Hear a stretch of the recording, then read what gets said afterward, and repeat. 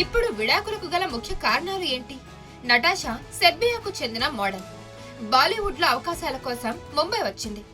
అదే హోటల్లో హార్దిక్ పాండ్యా నటాషాకు పరిచయం ఏర్పడింది. ఈ పరిచయం స్నేహంగా ఆ తర్వాత ప్రేమగా మారింది. 2018లో వీళ్ళిద్దరూ ప్రేమలో ఉన్నట్టుగా వార్తలు వచ్చాయి. కొత్త సంవత్సరం 2020 వేడుకల్లో భాగంగా దుబాయ్ లో స్పీడ్ బోట్ లో విహరిస్తూ నటాషాకు హార్దిక్ రింగ్ తొడిగాడు. ఆ తర్వాత ఇద్దరు డేటింగ్ చేశారు. అదే ఏడాది లాక్డౌన్ లో తాము తల్లిదండ్రులు అయ్యామని ప్రకటించారు. 2020 జూలైలో అగత్యాకు వాళ్ళు జన్మనిచ్చారు. అయితే పాండ్యా నటాషాలు వివాహాన్ని మాత్రం ఆలస్యంగా చేసుకున్నారు. మొన్నటి వరకు వీళ్ల జీవితం సాఫీగా సాగింది.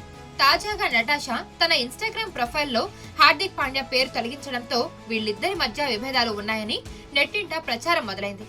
విడిపోతున్నారని పలు కథనాలు చక్కర్లు కొడుతున్నాయి. నిత్యం సోషల్ మీడియాలో యాక్టివ్ గా ఉండే నటాషా కొద్ది కాలం నుంచి ఇద్దరు కలిసిన ఫోటోలు పెట్టకపోవడంతో ఈ వార్తకు బలాన్ని చేకూర్చాయి.